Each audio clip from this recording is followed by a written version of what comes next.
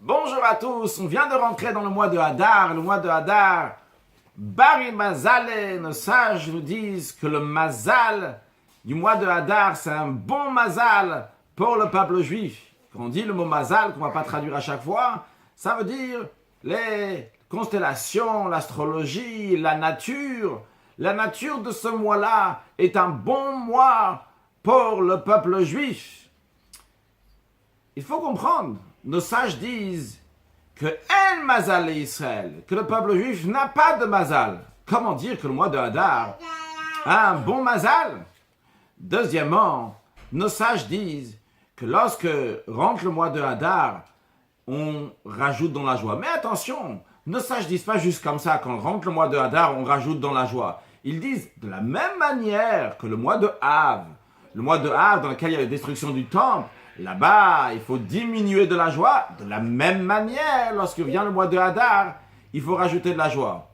Pourquoi parler du mois de Av? On veut se réjouir, c'est la joie maintenant, c'est le mois de Hadar. Pourquoi nous parler du mois de Av, le mois de tristesse? De la même manière que là-bas, dans le mois de Av, on est triste.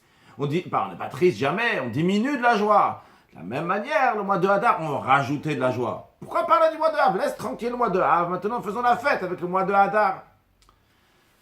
Pour comprendre cela, une troisième question. Dans la paracha de Trouma, qui parle du prélèvement que Dieu a dit à Moshe de dire au peuple juif de donner un prélèvement pour construire le tabernacle, le sanctuaire, ce qu'on appelait dans la suite le Mishkan.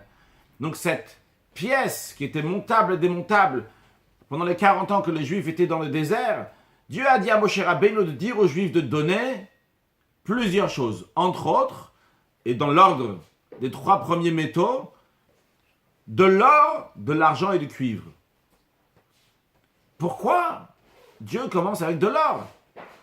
Dans le Mishkan, il y avait moins d'or. Il y avait plus de cuivre et plus d'argent. En tout cas, il y avait plus par rapport à l'or, il y en avait moins. Alors pourquoi commencer avec l'or? En plus, l'or, il n'y a pas tout le monde qui a de l'or, il n'y a pas tout le monde qui peut donner de l'or. On part un public ici à tout le peuple juif. Commence avec des choses que tout le monde a les moyens de donner. Après, tu parleras aussi de l'or si tu veux. Pourquoi commencer la première chose avec de l'or? Donc, 3 questions. Premièrement, pourquoi on dit qu'il y a un bon mazal au mois de Hadar alors que le peuple juif n'a pas de mazal, nos sages disent. Deuxièmement, pourquoi on a besoin de mentionner la diminution de joie dans le mois de Av pour dire la joie du mois de Hadar. Et troisièmement, pourquoi la Torah commence avec l'or lorsqu'il s'agit de construire le Mishkan. L'explication est la suivante. Lorsqu'on dit qu'il faut donner de l'or pour le Mishkan, et on commence avec la première des choses, c'est de l'or, le référentiel ici n'est pas le Mishkan, le sanctuaire qui va être construit. Le référentiel ici, c'est le juif. Et lorsque Dieu y parle aux juifs, le juif, c'est de l'or. Et vu que le juif, c'est de l'or, c'est la raison pour laquelle aussi que son don, c'est de l'or. Et que sa manière de donner, c'est de l'or. Parce que lui-même, il est de l'or. Qu'est-ce que ça veut dire que le juif, il est de l'or? Eh bien, le Mishkan a été construit suite au don de la Torah. Qu'est-ce qui s'est passé au don de la Torah?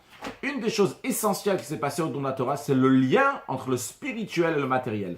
Le Midrash dit qu'avant le don de la Torah, il y avait une séparation entre le spirituel et le matériel, entre la sainteté et ce monde matériel. Au moment du don de la Torah, Dieu il a dit « Je vais descendre sur le mont Sinaï », ce qui représente le fait que la divinité, la sainteté, le spirituel descend dans la matière, dans la nature.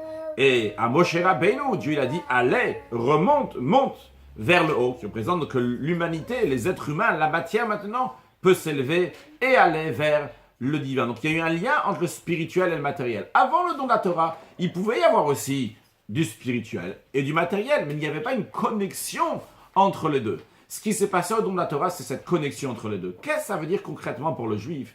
Chacun de nous, on a une âme divine. Une âme divine qui est une parcelle de Dieu. Cette parcelle de Dieu qui est extrêmement haute. Mais on pourrait penser que cette parcelle divine est extrêmement haute. Elle est très très haute, divine, mais elle n'a pas de connexion avec notre corps. Au moment du don de la Torah, Dieu il nous a choisis.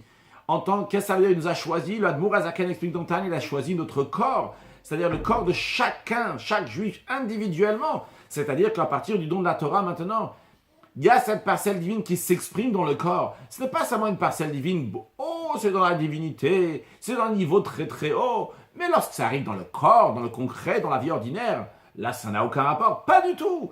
À partir du don de la Torah, nous avons la force d'amener cette parcelle divine dans la matière, dans notre corps qui s'exprime, dans notre vie de tous les jours. Et c'est la raison pour laquelle que nous sommes du Zahav, nous sommes de l'or. Pas seulement de l'or lorsqu'on est dans un niveau très très haut, en train de prier, en train d'étudier, en train de faire des choses qui sont super spirituelles et déconnectées de la matière. Non, on est de l'or, on est de la divinité, même lorsqu'on est ici dans ce monde matériel. Là aussi, le juif, il est du Zahav, il est de l'or, et d'ailleurs les initiales du mot Zahav, c'est Zeh Hanoten Bari, c'est celui qui donne en bonne santé, qui donne du bien, qui donne le meilleur. Et ça, c'est lié avec chaque juif, que chaque juif, c'est un roi, un fils de roi, c'est son essence, c'est ce qu'il est vraiment, c'est de l'or, c'est un roi. Et c'est la raison pour laquelle, en conséquence de cela, ses dons sont de l'or, parce que l'or lui appartient, l'or est pour lui, et il a de l'or, et il est riche concrètement, et donc ce qu'il fait, ce qu'il va donner, c'est de l'or. C'est la raison pour laquelle que Dieu, la première des choses qu'il dit, c'est Zav, c'est l'or. Basé sur ça, continuons à voir la première chose qu'on a dit. Est-ce qu'il y a un mazal pour le peuple juif ou il n'y a pas de mazal pour le peuple juif? D'abord, voyons ce que le Talmud nous dit en ce qui concerne, il n'y a pas de mazal pour le peuple juif. Le commentaire de Rashi explique pourquoi il n'y a pas de mazal. C'est parce que par la prière et par le mérite, il peut faire changer le mazal. Alors qu'est-ce que ça veut dire en autre mot d'après ce que Rashi nous explique? C'est que en vérité, il y a oui un mazal au peuple juif. Il y a un mazal, mais ce mazal-là peut être changé. Donc, c'est pas quelque chose qui est fixe. Vrai, il y a une nature, il y a une raison que normalement les choses devraient être comme ci, comme ça. Mais on peut surmonter ça en faisant une prière, en faisant une bonne action. Et par cela, on détourne ce mazal et on fait qu'on va avoir un meilleur mazal. Et c'est la raison pour laquelle on dit il n'y a pas de mazal au peuple juif. Ça, c'est pendant toute l'année. Lorsque ça arrive le mois de Hadar, à ce moment-là, on nous dit dès que rentre le mois de Hadar, avant même ta prière, avant même tes mérites, le mazal du mois de Hadar, il est bon. Et il est bon à tel point que le Talmud nous dit que si quelqu'un il a un litige avec un non-juif, qu'il essaye d'échapper, qu'il ne ne va pas au tribunal dans le mois de Av, mais qu'il s'arrange pour que ça soit le mois de Hadar. Parce que le mois de Hadar, le mazal, il est bon, le mazal individuel de chaque juif, il est bon. C'est-à-dire, avant même de faire quoi que ce soit, le mazal est déjà bari, il est déjà fort. Il a toute sa force pour que le juif il va gagner dans ce monde matériel, qu'on va voir que son mazal il est bon. C'est même que lorsqu'il est dans un monde dans lequel le mazal a une influence, dans lequel il a affaire avec un non-juif, il a un litige avec lui, et bien même dans ce monde-là, va s'exprimer, on va pouvoir voir comment il a un bon mazal. Et d'ailleurs, si on va dans le sens profond des choses, le terme en hébreu qui est En Mazal Leïsraël, qui parle sur toute l'année, le En Mazal Israël aussi s'exprime par Aïn. En hébreu, Ein, ça veut dire non. Aïn, ça veut dire la soumission, qu'il n'y a rien littéralement. Le Aïn, le rien, le fait qu'il est soumis à Dieu, c'est ça le Mazal du peuple juif. C'est ça le Mazal, la traduction de Mazal vient aussi dans le langage de Nozel, de quelque chose qui coule. Ça veut dire que le Aïn, ce niveau de divinité qui est très très haut, qui vient par le fait que le juif il est soumis à Dieu et il se donne entièrement entre les mains de Dieu, et bien par cela, le Aïn, donc ce niveau de divinité, il est mazal, il est nozel, il coule les Israël aux Juifs, comme le Juif il est ici-bas dans ce monde matériel.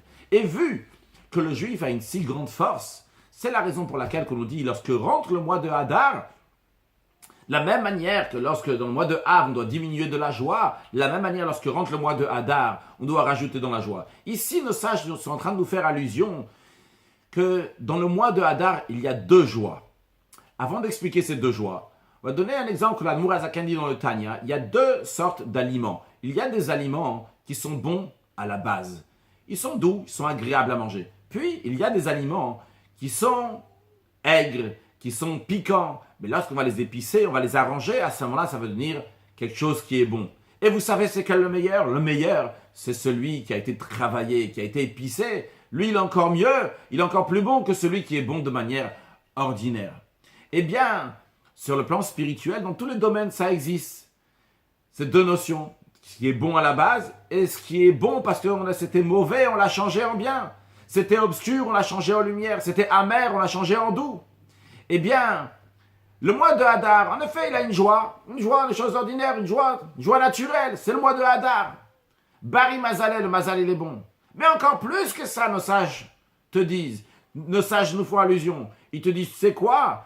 Le mois de Hadar n'a pas seulement sa joie personnelle, mais il a la joie qui change l'obscurité, l'amertume qu'il y avait dans le mois de Av, que lui aussi va devenir en joie. Donc tu as une double joie dans le mois de Hadar. Tu as la joie ordinaire du mois de Hadar, mais tu as en plus de ça la joie du fait qu'on a changé les choses qui étaient obscures, qui sont devenues lumineuses. Ça, du mois de Av, c'est la raison pour laquelle que nos sages nous disent que quand le rentre le mois de Av, on diminue de la joie et on le lit, on fait un lien directement avec le mois de Hadar. Donc l'idée de ce qu'on a dit, des 3 points qu'on a dit, que ce soit en ce qui concerne l'or, que ce soit en ce qui concerne le mois de Hadar, que ce soit en ce qui concerne changer le mois de Av, l'idée c'est quoi? C'est lorsque le juif est dans ce monde-là matériel, eh bien il a la possibilité de changer, il a la possibilité d'exprimer le niveau le plus spirituel et le plus divin dans le monde concrètement, que ce soit dans le zar, dans l'or. On a dit qu'un juif, il n'est pas seulement de l'or lorsqu'il est là-haut, mais il est de l'or aussi lorsqu'il est ici-bas.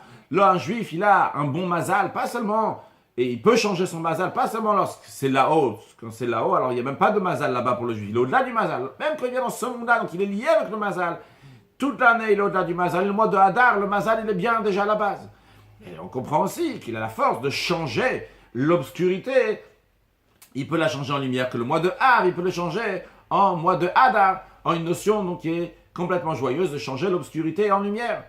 Et de là, on comprend que la joie que le juif doit avoir lorsqu'arrive le mois de Hadar, la plus grande joie qu'il peut y avoir un juif, c'est quand il sait que tout en étant dans ce monde-là, le monde en hébreu vient du langage, se dit Olam, qui vient du langage de Helem Ve'ester, dans lequel il y a un voile sur la divinité, mais tout en étant dans ce monde-là, dans lequel il y a un voile sur la divinité, et dans lequel il peut avoir un litige avec un non-juif, un monde dans lequel il est sous le mazal. Mais le juif, il sait que même dans cette situation-là, il est un fils unique. Chaque juif, individuellement, il est le fils unique de Dieu, du roi des rois des rois. Eh bien ça lui donne une joie énorme. Une joie qui ne change pas juste sa vie spirituelle, mais ça change sa vie matérielle. La joie rentre dans tous les détails de la vie de la personne qui est joyeuse. Il vit une vie qui est joyeuse. Une joie qui influence toutes ses actions.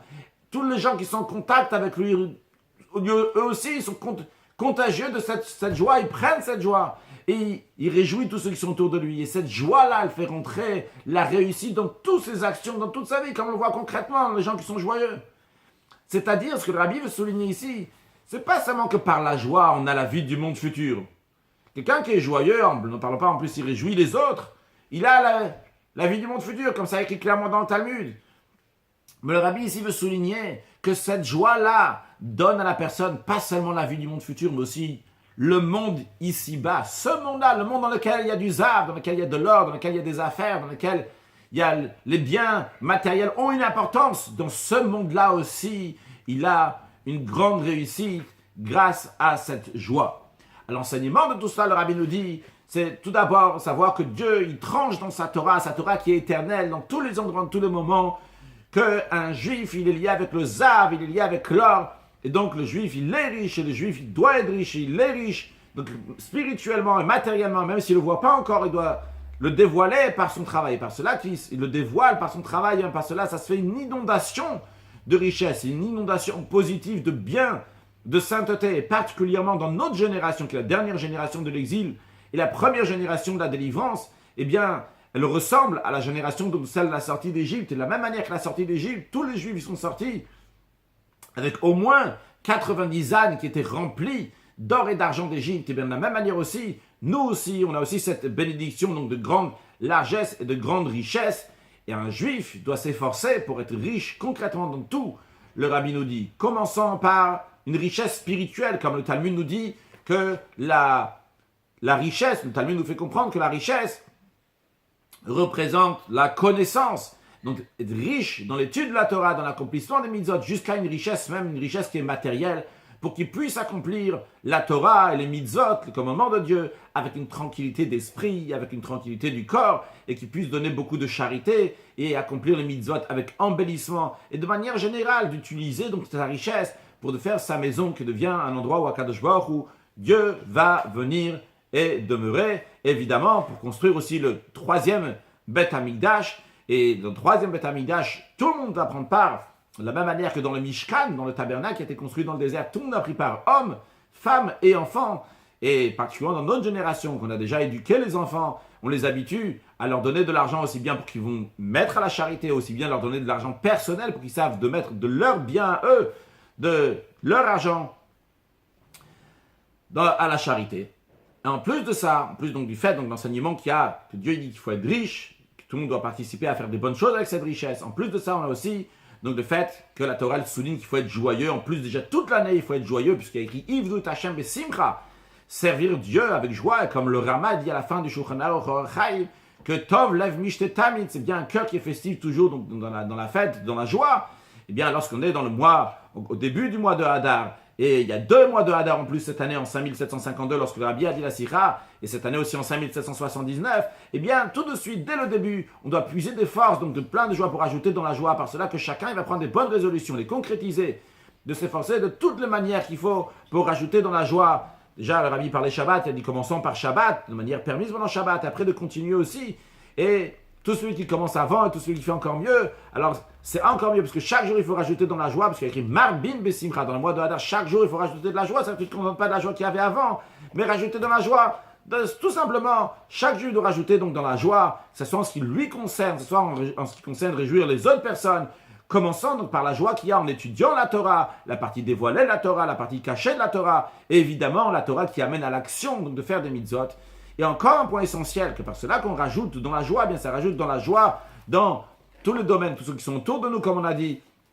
Et il faut réjouir aussi, en plus de se réjouir à soi-même, réjouir aussi les autres, les membres de sa famille. Le mari doit réjouir sa femme, les parents doivent réjouir leurs enfants dans les choses qui les réjouissent à eux, donc dans leur nature. Le Rabbi souligne particulièrement le père, que des fois il dit un mot difficile, un mot dur sur les enfants, parce qu'il faut les éduquer. Alors, quand après il va leur faire quelque chose de joie, de réjouissant, alors les enfants ils vont encore mieux le ressentir, vont être encore plus contents. Et que Dieu fasse, que le fait de rajouter dans la joie, bien la joie elle a une qualité, que Poretz Ged, que la joie brise toutes les barrières, alors qu'Hachem brise toutes les barrières de l'exil et qui nous amène à la vue de Mashiach. Donc concrétisons notre richesse, dévoilons notre richesse, rajoutons dans la joie, nous sommes de l'or, nous sommes du zav, de l'or, Dieu nous aime, chacun individuellement, on a toute l'année, on est au-delà du mazal, le mazal n'a pas de force sur nous, à plus votre raison, dans le mois de Hadar, le bari mazal et le mazal, il est bon, alors développons ce mazal, dévoilons ce mazal, rajoutons dans la joie, jusqu'à la joie la plus grande, à vue de Mashiach now, excellente journée.